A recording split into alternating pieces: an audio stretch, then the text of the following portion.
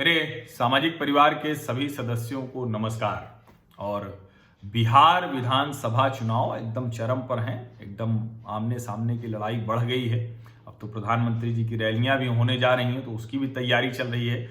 प्रधानमंत्री जी क्या कहेंगे रैलियों में, उससे भी बहुत कुछ तय होने वाला है, क्योंकि जो मोदी जी को राम और उनके हनुमान चिराग पासवान, उनके समीकरण पर भी बहुत कुछ फर्क पड़ेगा, क्योंकि ब्रांड मोदी तो सबसे ज्यादा डिसाइडिंग फैक्टर है ही, लेकिन एक्स फैक्टर चिराग पासवान, उनकी किस्मत कैसे बनेगी।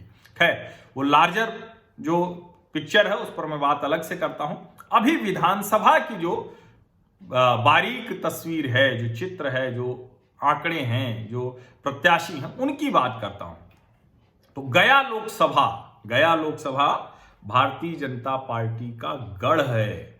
1971 में 1971 पहली बार भारतीय जनसंघ के ईश्वर चौधरी यहां से सांसद बन गए थे। मतलब गढ़ कोई अभी नहीं बना है 90s के बाद, राम मंदिर आंदोलन के बाद। ये पुराना गढ़ है, जनसंघ के समय से 1971 में जीत गए थे। मतलब बीज बहुत जबरदस्त है। 1989 से भारतीय जनता पार्टी, जनता दल और अभी 2019 में भाजपा के साथ लड़ी जदयू के पास यह सीट है। यानी ये सीट भी भाजपा की मजबूत सीट है, लेकिन जदयू को खाते में दिया। अब इस मजबूत सीट पर जब दे दिया तो जाहिर है जनता दल यूनाइटेड का एक सांसद चुना जाना था। ये देखिए, भारतीय जनता पार्टी गठबंधन धर्म निभाने में कोई कमी नहीं छोड़ रही, लेकिन फिर भी नीतीश कुमार जी वो चले जाते हैं लालू जी के साथ मुख्यमंत्री बनने के लिए, और 15 वर्ष मुख्यमंत्री रहने के बाद भी वो ये नहीं कहते कि अब कोई नया नेतृत्व तो आना चाहिए। मुझे लगता है कि नीतीश कुमार और सुशील मोदी दोनों को बिहार की राजनीति से बाहर निकलना चाहिए था। केंद्र में आप मंत्री बन जाइए, कुछ और काम कीजिए, लेकिन कोई तो हो, लेकिन वो शायद वो करने को तैयार नहीं। खैर, गया से अभी सांसद हैं विजय कुमार मांझी, और इनकी मां भगवती देवी वो जनता दल के टिकट पर 1996 में सांसद चुनी गई थी। तो वंशवाद वाली जो बात होती है वो तो लगातार होती है। अब ये सीट किसकी काट के दी थी वो आप सोचिए। भाजपा ने अपने बेहद लोकप्रिय नेता हरि मांझी, जो 2009-2014 में यहीं से सांसद रहे, उनका टिकट काट दिया था 2019 में। हालांकि उसके बाद भी वो भाजपा के बहुत मजबूत कार्यकर्ता की तरह, और वो खूब पक्ष रखते हैं। वो फर्जी दलित विचारकों को, विमर्श करने वालों को खूब धोते हैं वो ट्विटर पर।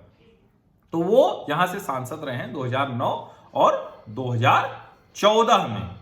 अब यहां की जो विधानसभा सीटें हैं, शेरघाटी, बाराचट्टी, बोधगया, गया टाउन, और इसके अलावा अगर हम कहें तो बेलागंज, तो ये जो विधानसभा सीटें हैं, और वजीरगंज, तो इन पर इस बार क्या समीकरण बनेंगे, इसको समझने के लिए समझना पड़ेगा कि इन विधानसभा सीटों पर प्रत्याशी किसको बनाया गया, और प्रत्याशी से पहले किसके खाते में गई। यानी महागठबंधन की तरफ किसके खाते में है, और राष्ट्रीय जनतांत्रिक गठबंधन की तरफ किसके खाते में है। तो सबसे पहले बात कर लेते हैं शेरघाटी, ये विधानसभा। यहां पिछली दो बार से चुने जा रहे हैं जनता दल यूनाइटेड के विनोद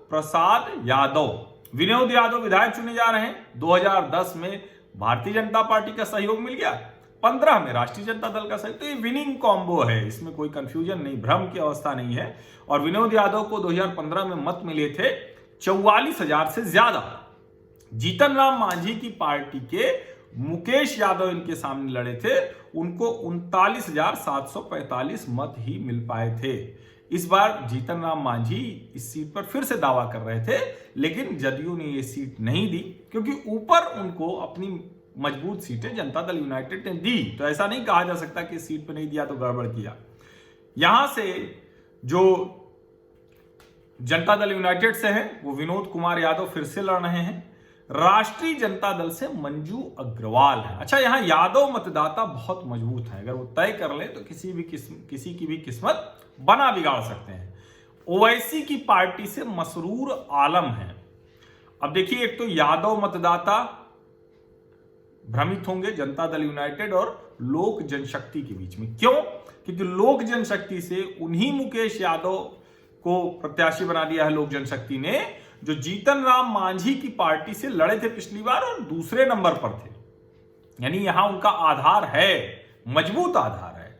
और अब मसरूर आलम मुस्लिम वोट काटेंगे जो ओवैसी की पार्टी के हैं, बसपा भी साथ में है, और मुकेश यादव और विनोद यादव के बीच में भ्रम होगा।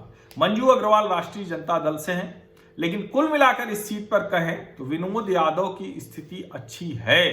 लेकिन इस अच्छी स्थिति में जो मुकेश यादव खड़े हैं लोक जनशक्ति से, और ये भी एक ऐसी सीट है जहां भाजपा का मतदाता अंतिम समय तक लोक जनशक्ति के पक्ष में जाता हुआ दिख रहा है।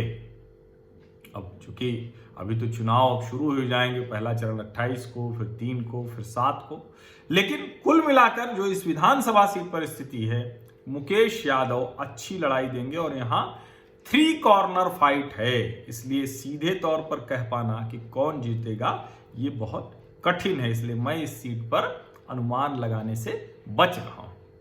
बाराचट्टी विधानसभा 2015 में राष्ट्रीय जनता दल चूंकि साथ मिल गया जनता दल यूनाइटेड का, तो राष्ट्रीय जनता दल की समता देवी वो बन गई विधायक, और उनको मत जो मिला वो करीब 71,000 मिला। और उनके सामने लोक जनशक्ति की जो सुधा देवी थी उनको मिला 51,783, तो राष्ट्रीय जनता दल विधायक बन गई। इससे पहले 2003 के उपचुनावों में भी समता देवी विधायक बन चुकी थी। लेकिन पिछले 2 चुनावों से कौन कौन यहां जीता बाराचट्टी से? जनता दल यूनाइटेड से जीतन राम मांझी और ज्योति देवी। अभी ज्योति देवी कौन है? ये जीतन राम मांझी की हैं समधन। अब इस सीट को भाजपा और जनता दल यूनाइटेड ने दे दिया है जीतन राम मांझी की समधन ज्योति देवी को, यानी हम के टिकट पर ज्योति देवी जी लड़ेंगी।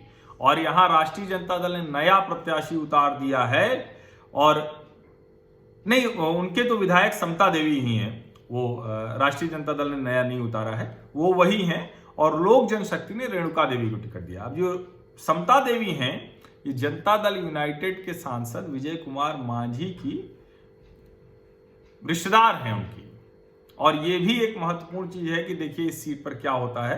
हालांकि ज्योति देवी की स्थिति अच्छी दिख रही है, बस अब वही खतरा है कि रेणुका देवी उनके वोट बैंक में सेंध न लगा दें। और अब बात बोध गया सीट की। बोध गया सीट पर चूंकि सुरक्षित सीट है, भारतीय जनता पार्टी ने अपने बहुत मजबूत नेता 2009-2014 में इसी सीट से सांसद रहे हरि मांझी को चुनाव में उतारा है। हरि मांझी यहीं इसी सीट से विधायक रहे हैं, सांसद भी रहे।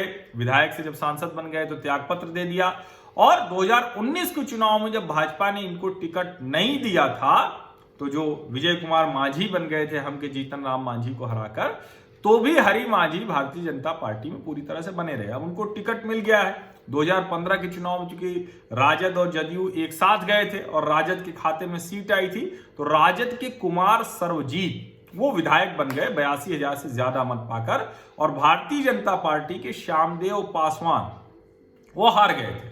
2010 के चुनाव में भाजपा के श्यामदेव पासवान ही विधायक यहां से चुने गए थे, और उस समय उन्होंने लोक जनशक्ति के टिकट पर लड़े कुमार सर्वजीत को हराया था। यानी यही कुमार सर्वजीत जो अभी राजद से विधायक हो गए। और इस सीट की एक कहें कि विशेषता कहें या प्रत्याशियों के लिए, विधायकों के लिए खतरा कहें कि दोबारा कोई चुना नहीं जाता। एक विधायक दोबारा नहीं चुना जाता 1989 के बाद से। वैसे तो बोध गया दुनिया भर में प्रतिष्ठित है, विश्व प्रतिष्ठा है उसको, लेकिन पिछड़ापन बहुत है, गरीबी बहुत है। और यहां 2015 की बात करें तो 57% मतदान है। सीधी लड़ाई भारतीय जनता पार्टी के पूर्व विधायक सांसद हरि मांझी और वर्तमान विधायक राष्ट्रीय जनता दल के कुमार सर्वजीत के बीच में है। हरि मांझी इस सीट को आसानी से निकालते हुए दिख रहे हैं।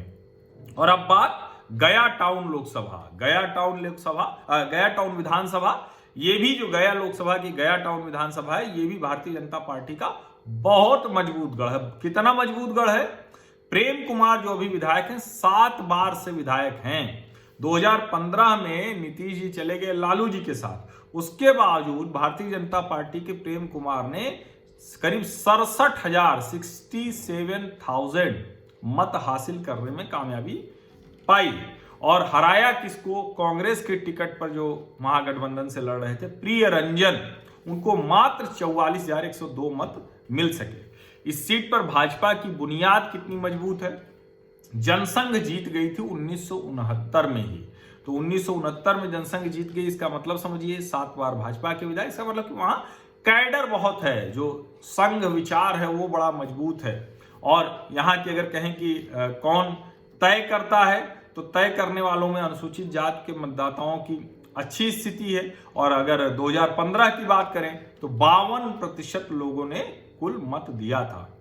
प्रेम कुमार भाजपा मंत्री हैं जो, और कांग्रेस के ओंकार नाथ उर्फ मोहन श्रीवास्तव। प्रेम कुमार की स्थिति यहां ज्यादा मजबूत दिख रही है। अब अगर इसी लोकसभा की दूसरी विधानसभा बेलागंज की बात करें तो वहां राष्ट्रीय जनता दल बहुत मजबूत है। कितनी? लगभग उसी तरह की, उससे थोड़ी कम मजबूत है, लेकिन वैसे ही बेलागंज विधानसभा से राष्ट्रीय जनता दल के सुरेंद्र प्रसाद यादव लगातार 5 बार से विधायक चुने जा रहे हैं। 2015 में जब नीतीश जी का साथ मिल गया तब तो सुरेंद्र प्रसाद यादव का मत बहुत बढ़ गया, 71,000 से ज्यादा मत पा गए वो। और हम के प्रत्याशी शारिम अली 41,000 से कम मत पा सके। सुरेंद्र प्रसाद यादव दबंग छवि है, लालू यादव के बेहद करीबी हैं, बेहद पिछड़ा हुआ क्षेत्र है। अभी हालांकि इस सबसे पहले वो 2 बार जनता दल के टिकट पर भी जीत चुके हैं। और अभी की अगर बात करें तो सुरेंद्र प्रसाद यादव को राजद ने फिर से टिकट दे दिया है, और जनता दल यूनाइटेड ने ये सीट हमको नहीं दी, अपने खाते में रखी है और अपने युवा प्रकोष्ठ के अध्यक्ष अभय कुशवाहा को टिकट दे दिया है। लोक जनशक्ति ने रामाश्रय शर्मा को टिकट यहां दिया है। वजीरगंज विधानसभा जो परिसीमन के बाद अस्तित्व में आई, 2008 के परिसीमन के बाद, और ये एक ऐसी सीट है जो भारतीय जनता पार्टी के हाथ से चली गई थी। 2010 में यहां से भारतीय जनता पार्टी के वीरेंद्र सिंह विधायक बने थे। अवधेश सिंह को उन्होंने हराया था जो कांग्रेस से लड़े थे। लेकिन 2015 में राष्ट्रीय जनता दल यूनाइटेड और कांग्रेस के खाते में ये सीट आई तो कांग्रेस के अवधेश सिंह अचानक 81,000 से ज्यादा मत हासिल करने में सफल हो गए।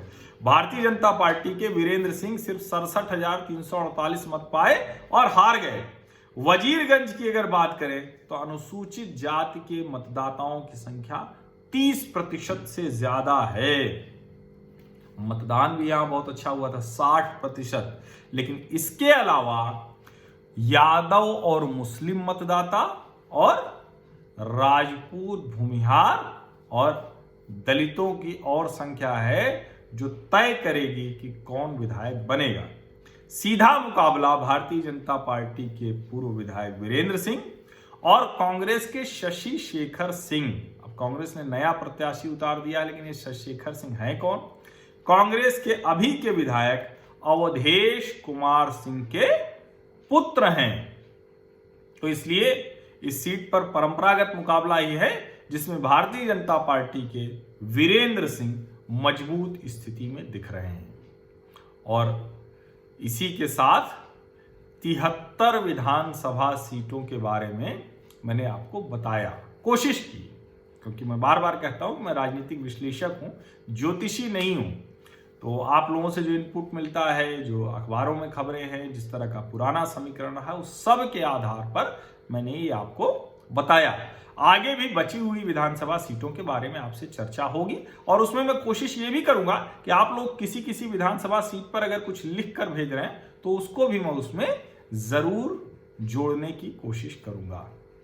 बहुत बहुत धन्यवाद। और जो भी बिहार विधानसभा चुनाव के बारे में जानना चाह रहा है, सभी सीटों के बारे में जानना चाह रहा है, तो आप बहुत आसानी से छांट सकते हैं कि किस विधानसभा की बात कर रहा है, किस लोकसभा में वो आती है, और वो वाला वीडियो उठाकर उनको आगे बढ़ा सकते हैं। और आप सभी से निवेदन कि सब्सक्राइब जरूर कर लीजिए, नोटिफिकेशन वाली घंटी दबा दीजिए। बाकी काम मैं करता रहूंगा। बहुत बहुत धन्यवाद।